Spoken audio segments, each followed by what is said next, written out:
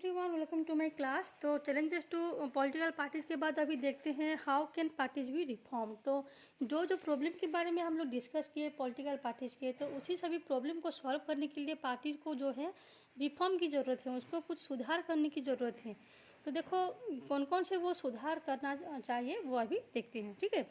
तो कोई भी डेमोक्रेसी कंट्री में जो फाइनल डिसीजंस लेते हैं वो उनके लीडर जो कि उस पार्टी के हेड होते हैं वही लेते हैं, जो कि हर एक पॉलिटिकल पार्टी को रिप्रेजेंट करते हैं।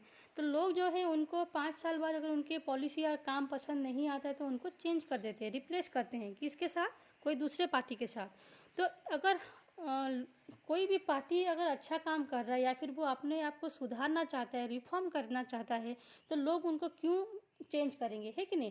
तो इसीलिए जो है रिफॉर्म ज़रूरी है ताकि लोग उनको चेंज ना करें। तो क्या क्या रिफॉर्म्स करने चाहिए उसके कुछ सजेशन दिए गए हैं। तो फर्स्ट पॉइंट है, जो कॉन्स्टिट्यूशन है उसमें कुछ अमेंडमेंट किए गए, मतलब उसमें कुछ सुधार लाया गया एमएलए और एमपी को लेके, कि पहले जो एमएलए और एमपी होते थे वो डिफेक्शन में ज़्यादा इन्वॉल्व रहते थे। डिफेक्शन का मतलब होता है वो अगर एक पार्टी में कंटेस्ट कर रहे हैं और उसमें जीत गए हैं तो बाद में जो है वो दूसरे पार्टी को चेंज कर देते हैं, तो उसको बोलते हैं डिफेक्शन।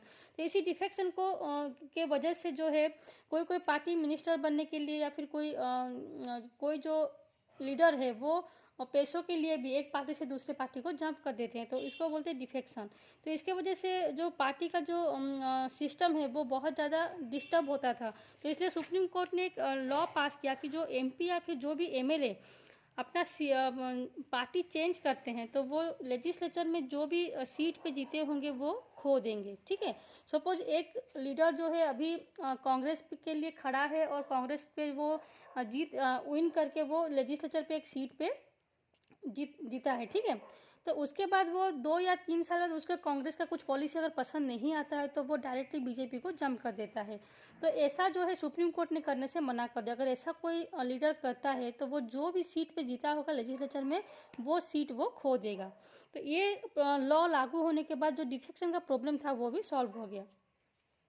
देन सेकेंड पॉइंट जो है, the supreme court passed an order to reduce the influence of money and criminals. उसके जो चैलेंजेस में पढ़े थे कि कैसे जो मनी और क्रिमिनल्स पॉलिटिकल पार्टीज के डिसीजन को इन्फ्लुएंस करते थे, तो इसका इन्फ्लुएंस भी जो है सुप्रीम कोर्ट ने एक ऑर्डर पास करके रिड्यूस कर दिया।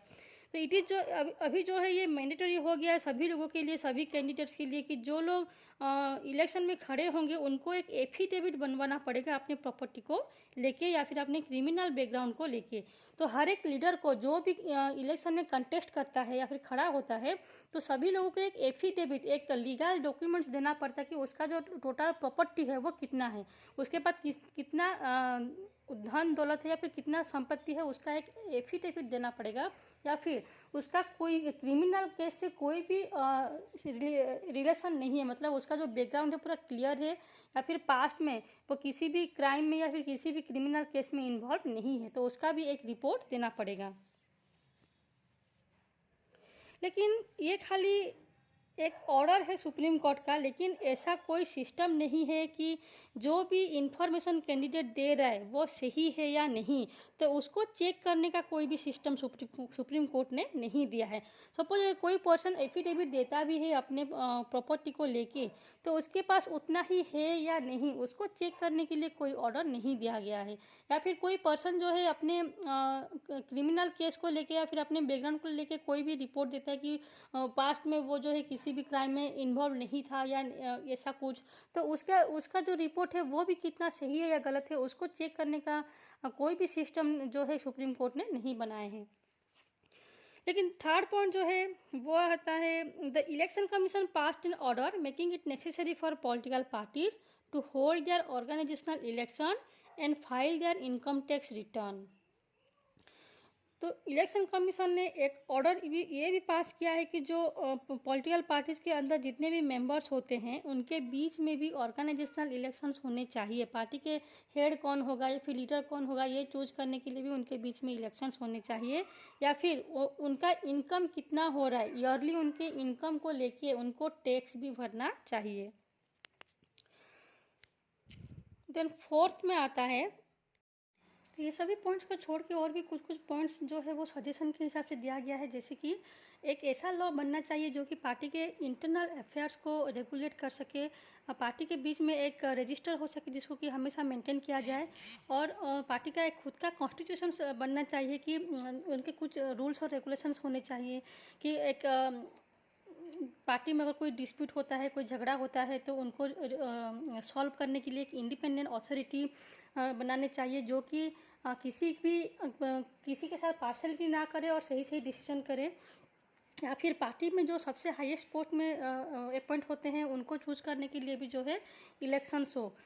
उसके बाद जो नेक्स्ट सजेशंस हैं, it should be made mandatory for the political parties to give a minimum number of tickets about 1/3 to women candidates.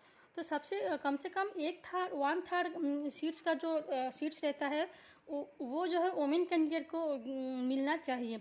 उसके बाद वुमेन लोगों के लिए एक कोटा रहना चाहिए कि जो डिसीजन मेकिंग बॉडी होता है पार्टी में, उनमें वुमेन लोगों को भी शामिल किया जाए। थर्ड सजेशन है, जो स्टेट गवर्नमेंट होते हैं वो इलेक्शन के टाइम में पार्टीज़ को फंडिंग करने चाहिए, जिससे कि उनको अपने इलेक्शन के जो जितने भी खर्चे होते हैं उसको करना आसान हो जाएगा।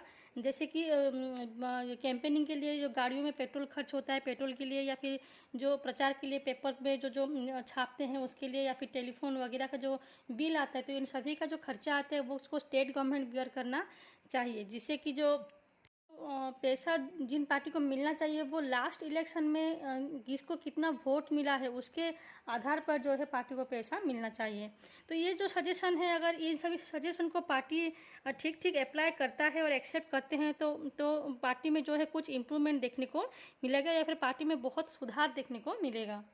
तो हमें ये भी देखना चाहिए कि जितने भी लॉ और रेगुलेशंस हो रहा है उसको ज़्यादा ना करें, क्योंकि ज़्यादा होने से क्या होता है, पार्टी कभी कभी लॉ और रेगुलेशन को चीट करने की भी कोशिश करते हैं। तो जो भी होना चाहिए वो सही से ही होना चाहिए।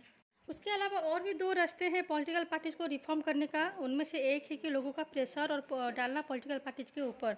तो ये जो है पिटीशन के थ्रू, या फिर पब्लिसिटी एजिटेशन, या फिर जो ऑर्डिनरी सिटीजन्स हैं, प्रेशर ग्रुप्स हैं, मूवमेंट के जरिए, स्ट्राइक के जरिए, या फिर जो मीडिया लोग हैं वो लोग पॉलिटिकल पार्टीज़ के बारे में ज़्यादा से ज़्यादा दिखाए, उनके रोल के बारे में दिखाए। तो उससे क्या होगा, अगर पॉलिटिकल पार्टीज़ को लगेगा कि लोग जो हैं उनको देख रहे हैं, सुन रहे हैं, या फिर उनके काम के बारे में डिस्कस कर रहे हैं, जो उनको पसंद नहीं आ रहा है उसको वो ब्लेम कर रहे हैं, तो उससे उनको एक डर और लगेगा कि लोग जो है उनको सपोर्ट नहीं करेंगे, नेक्स्ट इलेक्शन में शायद वो वोट हार जाएंगे।